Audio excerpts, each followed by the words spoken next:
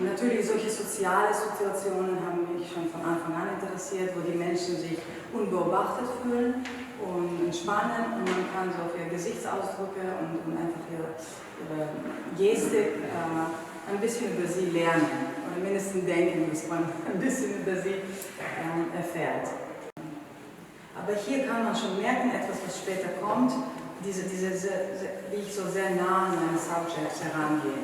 Das heißt, ich fotografiere nicht von Weitem, ich komme schon sehr nah an den Menschen, was, sagen wir so, nicht jeder Fotograf das macht, aus unterschiedlichen Gründen. Für mich ist es schon wichtig, sehr nah an die Person zu kommen. Ja, jemand hat das Bild genannt, der Hammer. Das ist wahrscheinlich aus gutem Grund. Aber ja, also solche Leute, also ich muss auch dazu hinzufügen, dass die Bilder, die man sieht, wirklich so in einem Raum wie dieser Herr zum Beispiel, das sind Menschen, die ich auch kennengelernt habe, als ich so unterwegs war. Und teilweise auch habe ich diese Leute kennengelernt, als ich Models für bestimmte Projekte gesucht habe. Das heißt, ich habe manchmal Anzeigen abgegeben, wo dann Interessenten haben reagiert und dann habe ich mit denen so kleine Fotoshootings gemacht. Und das war so eine Person. Er ist ein Steinmetz aus Frankreich und er war in Berlin und ich dachte, toll, ich bringe meine Hammer mit und alles sagt er, was sie haben. Ja, und ein Steinmetz so ein Negligé braucht, dann ist es auf jeden Fall ein guter Bereich. So, hier waren wir schon, das ist so ein kleiner Überblick. Auf der Straße richtig zu fotografieren, fühlte ich mich damals noch nicht so sicher und hatte ich wirklich keinen Grund, auf der Straße zu gehen und richtig so in eine Menschenmenge rein. Aber in Miami, in Florida, es gibt ein Bezirk, der heißt Little Havana, wo leben viele Kubaner. Und ich war damals in Miami und ich dachte, oh, ich mache was Mutiges. Und ich gehe dort rein, die ganze Little Havana Crowd sich so entspannt. Und es sind ein paar Bilder, warum ich sie mitgebracht habe, weil sie zeigen, wie ich auf der Straße angefangen habe, was ich so ganz am Anfang gemacht habe, bevor ich noch die Übung hatte. Weil auf der Straße braucht man schon ein bisschen Übung, wenn man fotografieren möchte. Aber es gibt immer etwas, was sich wiederholt, unabhängig davon, was ich fotografiere, wo ich fotografiere. Der Mensch steht bei mir immer im Mittelpunkt. Und Porträts interessieren mich sehr, aber auch die Umgebung. Und solche Momente, wo Menschen nachdenklich erscheinen. Sie hat für mich nicht posiert. Sie stand so einfach auf der Straße und hat so geguckt. Und ich habe sie dann gesehen, den Gesichtsausdruck, Traurigkeit, Leid, weiß ich nicht, einfach Nachdenklichkeit. Das hat mich bewegt, das Bild zu machen. Aber hier merkt man schon, dass ich arbeite ein bisschen weniger mit einer Porträtlinse, also Porträtobjektiv, und mehr mit einem leicht weitwinkligen Objektiv, sodass ich mehr von der Umgebung im Bild bekommen kann. Angefangen habe ich mit einem Porträtobjektiv, was für die Straße nicht optimal ist. Also, ich habe mich immer für das Außergewöhnliche interessiert. Und es ist unabhängig davon, ob die Menschen außergewöhnlich sind, die Situationen. Das ist das, was mich immer anzieht. Etwas, was ich entdecken kann, nicht das Durchschnittliche. Ja. Das heißt übrigens nicht unbedingt, dass ich mit diesen ganzen Menschen Party mache. Das ist nicht der Fall. Eigentlich vielleicht irgendwie unterbewusst hätte ich mich gewünscht, dass ich irgendwann mit diesen Menschen doch Party gemacht habe. Aber ich bin in Southern Connecticut aufgewachsen und dort in den USA gibt es nicht besonders viele solche Typen. Also vielleicht ist es noch ein Grund, warum ich mich so angezogen fühle zu dem, was ich in meinen Teenie Years, meine Kindheit nicht um mich herum gesehen habe. Und ich komme nach Berlin und dann denke ich, wow, hier die Party von morgens bis abends, viele komische Leute und komische, alles alternative. Und ich dachte, wow, ich wünschte, ich wäre in Berlin gewesen vor 20 Jahren, aber okay, spät, besser als nie. Und fotografiere ich sie mindestens. Dann irgendwie werden sie ein Teil meines Lebens. Aber das ist natürlich nicht so was Bewusstes. Das weiß ich jetzt vielleicht, wenn ich das so im Nachhinein das alles überlege. Aber wenn ich auf der Straße arbeite, bin ich immer sehr, sehr frei und ich bewege mich sehr, sehr frei. Also ich lasse nichts im Weg stehen sozusagen. Wenn es regnet, dann regnet es. Wenn die Menschen springen vor der Kamera, springen sie. Wenn nicht, dann springen sie die Menschen hinterher. Aber ja, also das war ganz am Ende des Abends und es war alles vorbei und ich laufe einfach Richtung Siegessäule und es läuft dieser 2 Meter großer Mann, der als wunderschöne Frau erscheint und ich denke, wow, ein Bild muss ich haben. Und er hat sich sofort ganz großzügig präsentiert und ich finde, das Bild für mich ist ein repräsentatives Bild für alles, was CSD irgendwie, wofür CSD steht irgendwie. Und wirkt wirklich eine wunderschöne Frau. Mund, eine Brille, Haare, also kann nichts beklagen. Ja, wenn man fotografiert Menschen, wenn man sich für Menschen interessiert. Man fotografiert Menschen, wenn man Menschen verstehen möchte oder etwas in die Seele reinblicken möchte. Sonst fotografiert man Landschaften und Tiere vielleicht und irgendwie Architektur. Also das sind, Menschen zu fotografieren ist ein sehr spezielles Gebiet, glaube ich. Und es gibt wunderbare Fotografen, die tolle Landschaftsbilder machen und wunderbare Architektur und keine Ahnung was noch. Aber mit Menschen spürt man immer eine gewisse Distanz und Sicherheit und sie wissen nicht genau, wie sollen sie den Menschen abbilden. Und bei mir war es von Anfang an Mensch. Und die Frage von Spaß haben und Unterhaltung suchen und diese Zufriedenheit durch Unterhaltung für sich zu suchen, ist auch eine Frage, die mich beschäftigt. Und vor allem, wenn wir zu den Blackpool-Bildern kommen, werden wir sehen in 48 Hours Blackpool, dass diese ganzen Menschen, diese sogenannte Arbeiterklasse, sie suchen das Gleiche, das diese Menschen suchen. Nur das sind Menschen aus ganz anderen Sozialklassen, ganz andere Länder. Aber grundsätzlich, es gibt diesen Hedonismus und diese Suche nach Zufriedenheit durch Vergnügen, durch Trinken und Party machen. Und das ist so ein Drang, den sie alle haben. Und apropos, ich arbeite mit einer großen Kamera. Das heißt, ich habe nicht so ein winziges Ding, wie ich gehe und so daheim Fotos mache. Ich mag schon ein großes Objektiv und ich mag das Gewicht von der Kamera und man sieht mich. Ich bin nicht so unsichtbar. Ich arbeite sehr diskret, das heißt, ich komme nah an den Menschen, aber ich spüre, wenn es zu viel wird.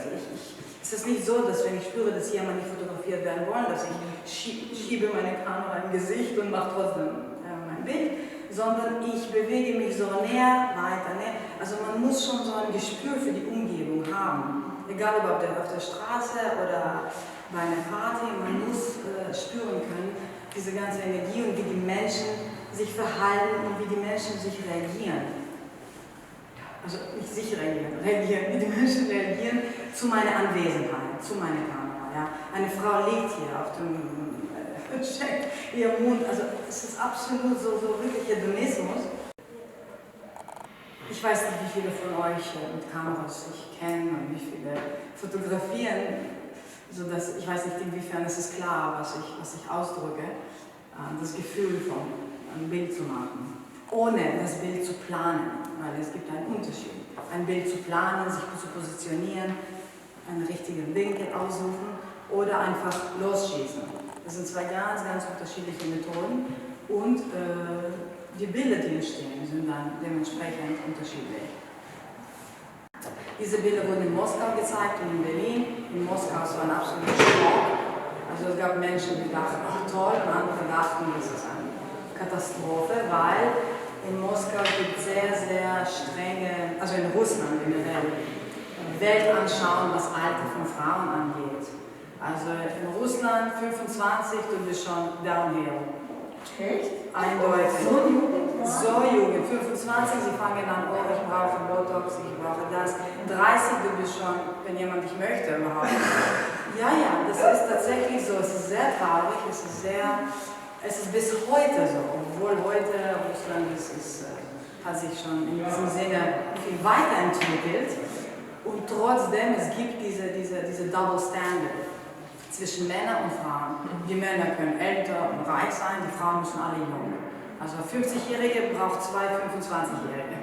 So geht der Spruch.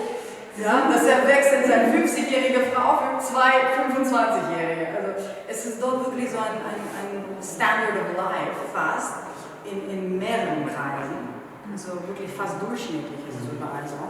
Und wenn man zeigt solche Bilder von Frauen mit Falten im Gesicht, wo es keine Retusche gibt und die sind schon etwas älter, hat es schon eine gewisse Wirkung. Die Frage jetzt, wie erklären Sie sich diesen Jugendwahn? Weil ich finde es sehr extrem. Mich wundert es total. Ich war noch nie in Russland und ich habe auch kaum Kontakt zur russischen Kultur, aber immer wenn ich Russinnen hier in Berlin sehe, gibt es ja sehr viele. Man sieht sie sofort. Nein, meine Frage zielt etwas anderes ab. Die kommen ja sehr selbstbewusst hier vor. Also das passt jetzt, also das ist ein oberflächlicher Eindruck von mir natürlich. Ich kann nur sagen, was ich sehe und die kommen mir sehr selbstbewusst vor und mich wundert es, dass sie sagen, in Russland, das ist ja ein sehr traditionelles Selbstverständnis von Frauen. So wie das, also irgendwie passt das für mich nicht so ganz zusammen. Es kann natürlich, die Individualität von jeder Person spielt auch eine Rolle hier. Die Frauen, die man hier trifft, sind vielleicht etwas anders als die Frauen, die dort leben. Ich weiß nicht, ob diese Frauen als Touristen hier kommen oder sie wohnen hier und dann wird das westliche Weltanschauung sie schon beeinflussen. Kann auch sein, dass sie so super selbstbewusst sind, weil sie reiche Oligarchen Männer haben. Dann haben sie die ganze selbstbewusste Es gibt intellektuelle Schichten. Die intellektuellen Schichten, dort leiden sie am meisten, weil die intellektuellen Frauen wollen sich nicht an diesen Weltanschauung anpassen. Sie werden kein Botox machen, wenn sie 30 sind. Und wenn sie 50 schon sicher nicht, weil bis 50 sammeln sie schon so genug Wut auf diesem Ganzen, dass sie würden schon aus Prinzip das nicht machen. Das heißt, wenn man russische Frauen aus gewissen intellektuelle Schichten trifft und russische Frauen, die am Kudamm mit ihrer Chihuahua spazieren, da sind zwei unterschiedliche Welten schon. Und Russland ist sehr, sehr facettenreich. Und dort trifft man an einer Straße also alle Schichten. Große Kontraste auch. Riesige Kontraste. Also brutal. Wenig, ja. Und es ist richtig brutal. Also dort ist schon, ich war in Moskau ein paar Mal und das ist für mich jedes Mal ein Abenteuer gewesen. Also wie gesagt, dieses Projekt unbedingt in interessanter Weise wurde von älteren Männern sehr, sehr willkommen. Also die fanden die Bilder toll, die waren begeistert. Die Männer, die etwas älter sind, was mich auch sehr überrascht hat, weil ich dachte, ältere Männer schauen ältere Frauen, warum sollen wir... Also es gibt schon solche Widersprüche. Man merkt, wenn man mit Menschen zu tun hat, vor allem persönlich, ihr wisst, wie das ist. Man trifft jemanden, man unterhält sich und man merkt sofort, oh, es ist leicht mit diesen Menschen, oh, es ist schwierig. Man fühlt sich nachher irgendwie ausgesaugt oder fühlt sich voller Energie. Wenn man arbeitet mit einem Menschen und fotografiert, das ist noch verdoppelt, verdreifacht. Weil man investiert Energie schon rein, sehr viel, weil die sind keine professionellen Models. Und man richtet die Kamera und die spüren sich sofort irgendwie, oh, die Kamera ist auf mich gerichtet, was soll ich machen? Sie müssen sich locker lassen, sie müssen natürlich wirken. Das ist schwierig zu erreichen. Mit manchen Menschen ist es besonders eine große Herausforderung. Also das hat auch natürlich mit dem Thema Puppentheater viel zu tun, weil Puppen wirken auf manche Menschen als was ganz Schönes und Lustiges und für andere, sie wirken als was Gruseliges und überhaupt, was man nicht versteht. Und es gibt noch eine Kategorie von Menschen, die denken, das Puppenspiel ist nur für Kinder. Und mit dieser Kategorie von Menschen kämpft die Schule bis heute. Und dieses Projekt war sehr wichtig, um zu zeigen, dass man kann mit Puppen auch ganz ernste Themen anfassen, Bilder machen, zeigen und ein bisschen die Idee von Puppenspiel, Kunst in eine andere Kategorie zu stellen. Und es war wirklich erstaunlich für mich zu erfahren, welche Verbindung haben die Puppenspieler mit manchen Puppen. Es gibt dort sogar zwischen Puppenspielern Neid und Eifersucht, nicht Neid, Eifersucht, wenn eine Puppe wird von verschiedenen Puppenspielern benutzt. Also es ist schon, man entdeckt dort, also die Menschen, die das tun, also diese Jungs und Mädels, das sind keine durchschnittlichen Menschen. Um sich so zu befassen mit Puppen und Masken und sich so darzustellen, das geht viel weiter als jegliche schauspielerische Tätigkeit, die man sich vorstellen kann. Weil es geht viel um diese Wandlung, um Tod und Leben, um Objekt und Subjekt. Und also es kommt viel Psychologie ins Spiel dort und man entdeckt das auch im Prozess der Arbeit. Dieses Verhältnis zwischen ein Mensch und eine Puppe, etwas, was lebt und etwas, was nicht lebt, das ist eine Frage, die diese Jungs und Mädels immer sehr beschäftigt. Und wir haben uns damit in dem Prozess mit dieser Frage befasst. Also in 2017 bin ich nach Blackpool gefahren, um einen anderen Fotografen zu porträtieren.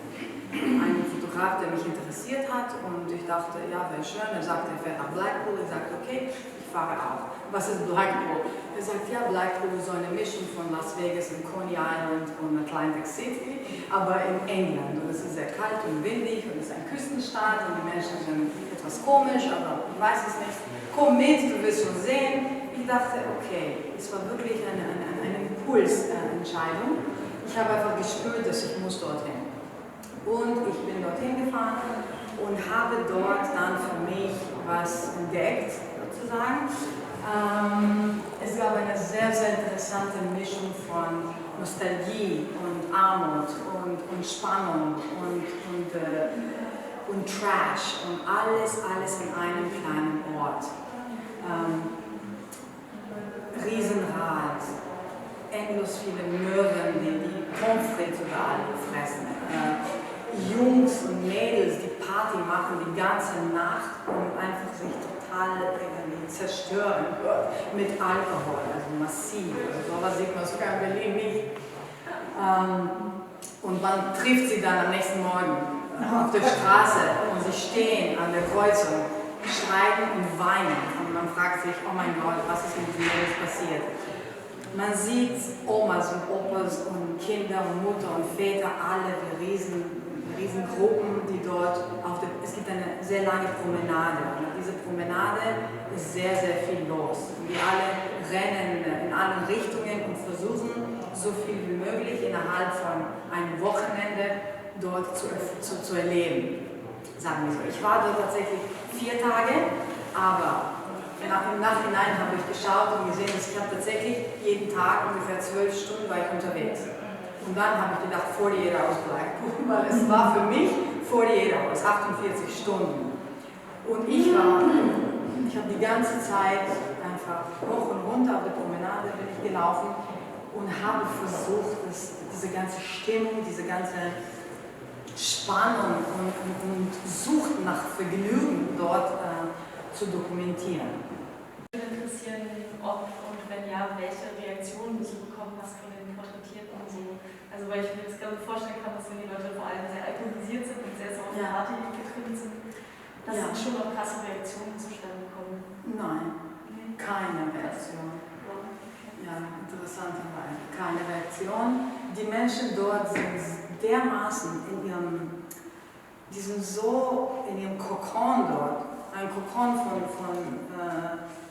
Sucht nach Essen, nach Trinken, nach Spaß haben. Die haben viele Bingo-Säle, verschiedene diese Automaten, wo sie mit einem Penny spielen können.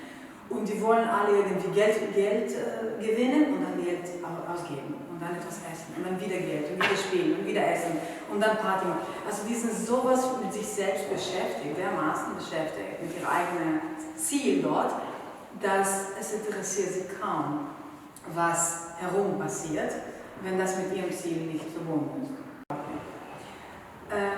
Wichtig zu erwähnen, was ich vorher nicht erwähnt habe, und diejenigen, die das Video von TTT nicht gesehen haben, den Bericht, ich fotografiere nicht durch den Sucher. Das heißt, ich stehe nicht dort so und ja, fotografiere. Ich fotografiere hauptsächlich aus der Hüfte. Das heißt, ich trage meine Kamera mit und meine Kamera wirkt dann wie eine Verlängerung von meiner Hand sozusagen. Und ich suche meine Komposition aus vom Gefühl her, von Intuition. Und wenn ich sage Komposition, ich meine nicht Komposition im strengen Sinne des Wortes, wie man so in der Schule lernt. Komposition, es muss Gleichgewicht von links und rechts und mittig. Und das ist für mich nicht das Erste, was wichtig ist. Für mich geht es an erster Stelle um einen Moment im Bild zu erfassen. Und ein Gefühl und eine gewisse Spannung. Und ich spüre einfach meine Umgebung und ich schieße los. Ich spüre schon, weil ich kenne auch meine Kamera, ich weiß, wie viel kommt ins Bild rein, wenn es abgeschnitten wird, wenn nicht. Man lernt das im Prozess. Aber so habe ich es immer gemacht, eigentlich. Weil wenn ich stehen würde und eine Komposition auswählen würde, dann ist der Moment weg. Und offensichtlich auch das Bild. Ja, ich mag keine Technik. Das würde ich erwähnen. Auch wenn ich fotografieren könnte ohne Kamera, würde ich das sehr gerne tun. Weil es ist immer was mich beschäftigt und besorgt, immer wenn ich draußen bin, ich denke, oh, was wenn etwas schief läuft und jetzt plötzlich die Karte ist kaputt oder das oder was wenn ich das einfach ohne, ich glaube vielleicht deswegen schaue ich nicht in der Suche, weil ich möchte einfach vergessen, dass ich Technik in meiner Hand habe. Es läuft. Ja, also solche Jungs, die schon sehr böse sind und alle schießen wollen, sieht man auch im Blackpool. Natürlich kann man sagen, ja, er spielt nur, okay, aber man kann das Bild, jedes Bild unterschiedlich interpretieren. Aber ja, also da sind Menschen aus einer bestimmten Schicht und wie gesagt, die leben hart, sie arbeiten hart und sie haben dann ein bisschen Geld gespart und sie haben 2 Tage frei und sie sagen, wir fahren alle nach Blackpool. Und das ist eine Tradition und diese Tradition ist schon seit Jahrzehnten. Nur vieles hat sich in Blackpool in diesen Jahrzehnten geändert. Und diese Änderungen sieht man heute, wenn man Blackpool besucht. Das war mein erstes Mal dort, also einen anderen Blackpool habe ich noch nie gesehen. Das in 48 Hours Blackpool, diese Leute, die wir hier sehen, die sind meistens Touristen aus England, weil kaum jemand von anderen Ländern nach Blackpool fährt. Also in Europa wird man schon irgendwo anders Urlaub oder am Wochenende sich aussuchen. Die sind alle Engländer. Und im Sommer Blackpool lebt. Dort ist Action. Man hat Spaß, man trinkt kalte Getränke, frisst Donuts, einfach Party macht.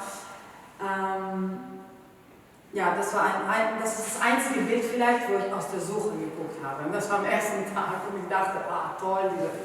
Und ich habe das Bild gemacht und das ist sozusagen. Man merkt auch hier, wie die Komposition so ganz schön gerade ist und die anderen wirken schon anders. Und Blackpool im Sommer ist eine ganz spezielle Blackpool. Das ist nicht das echte Blackpool, sagen wir so. Das Buch ist ins Leben gekommen. Viel Presse, alles schön, Ausstellung. Okay, ich dachte, ich bin mit Blackpool erstmal fertig. Was kann man noch von Blackpool irgendwie holen, sozusagen? Ich habe dort alles für mich gesehen, dachte ich, entdeckt und next. Und als ich diesen Artikel gelesen habe, ich weiß nicht wieso, ich weiß nicht warum, ich habe so gespürt in meine Seele und ich dachte, mein Gott, das wusste ich nicht. Ja. Ich habe nur die Oberfläche gekratzt, sozusagen. Ich habe nichts gesehen über Blackpool, ich weiß nichts über Blackpool, über die Menschen dort. Ich gehe nochmal nach Blackpool. Das war Winter, das war Februar war das. Und ich dachte, okay, ich mache das einfach wieder. Ich bin nach Blackpool geflogen, nach Manchester, ich nehme einen Zug, ich komme nach Blackpool, ich steige raus, Leere, nichts, also kalt, leer, kein Mensch, Vögel, also diese Vögel, diese Riesengruppen von Vögeln im Himmel, die Möwen haben kein Pommes zu fressen, die verschiedenen Bingo-Säle, alle zu, Promenade, die Hälfte zu. Einfach alles tot, nichts. Und ich denke, okay, was mache ich hier?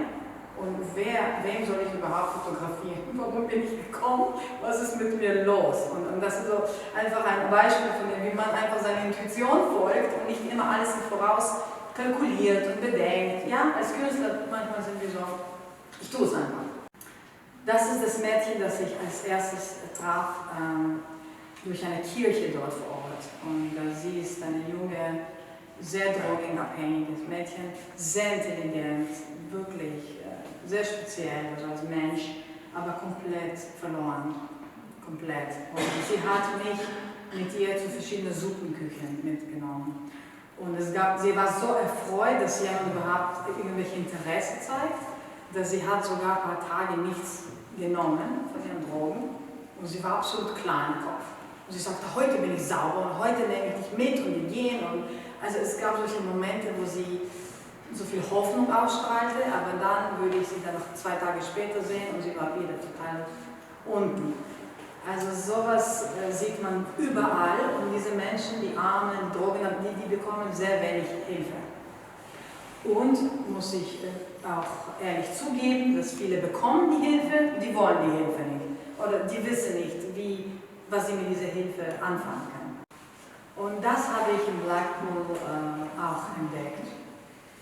Vor meiner Abreise habe ich plötzlich entdeckt, dass in Blackpool gibt es Menschen, die Geld haben, die nicht arm sind, die nicht drogenabhängig sind, oder sind drogenabhängig, aber auf einem ganz anderen Niveau, ja, abhängig. Und das hat mich wirklich schockiert, weil ich habe sowas nicht erwartet an dem Ort, in einem Hotel, wo draußen sitzen Obdachlose und drin die Saint Laurent Taschen und Maskenbad und solche Geschichten.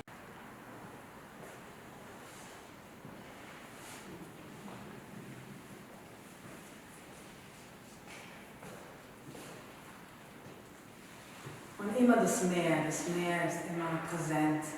Und der Wind und das Meer. Und es ist sehr oft in Küstenstädten, dass das Leben ist schwer. In einer Küstenstadt, ja, das ist auch ein Bild von Nicole. Also, schwierig. Ja.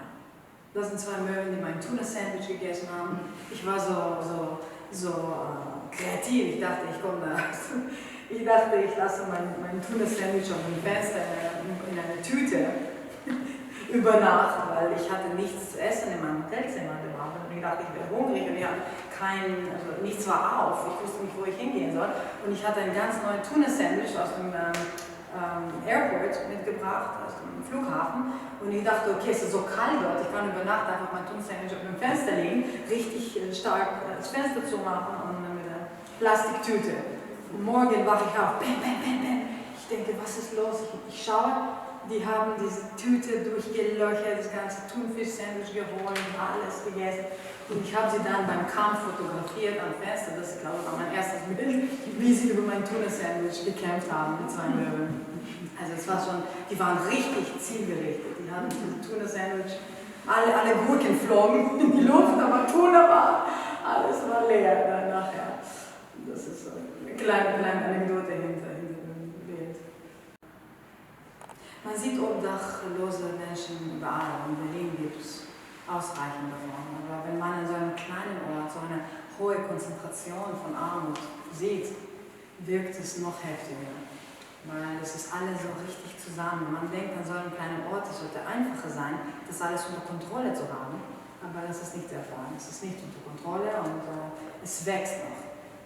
Das heißt, es wird schlimmer und schlimmer. Wie gesagt, das war so ein Overview von meinen Arbeiten bisher. Und dann die Ausstellung hängt hier, falls jemand Fragen zur Ausstellung hat. Ja, weil das ist, wie gesagt, eine ganz andere Welt, eine Welt für sich. Das ist Teil meiner Sammlung, wie gesagt. Ich sammle seit Jahren Bilder zu unterschiedlichen Themen. Ich sammle Porträts und Carte de Visite und meistens gefundene Fotografie, das heißt Amateurfotografie, ich sammle keine Man Rays und irgendwelche, sogar nicht Helmut Newtons, sondern Fotos, die von Amateurfotografen gemacht wurden. In diesem Fall sieht man auch Reportageaufnahmen, das sind professionelle Fotografen, die für Bilderagenturen die Bilder gemacht haben. Aber die Privataufnahmen, die kleinen, die hier hängen an den Stellwände, die sind Amateurfotografie. Und das ist Teil meiner Kriegssammlung, Zweiten Weltkriegssammlung.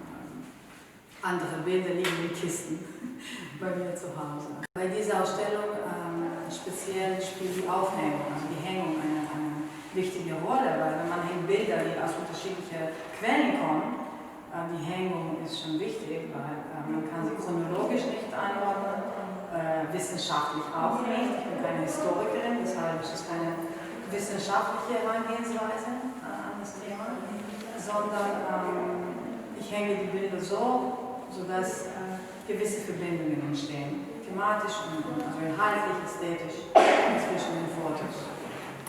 Und das kann man schön beobachten, wenn man die Bilder anschaut, wie sie miteinander wirken. Aber danke, dass ihr habt so aufmerksam zugehört.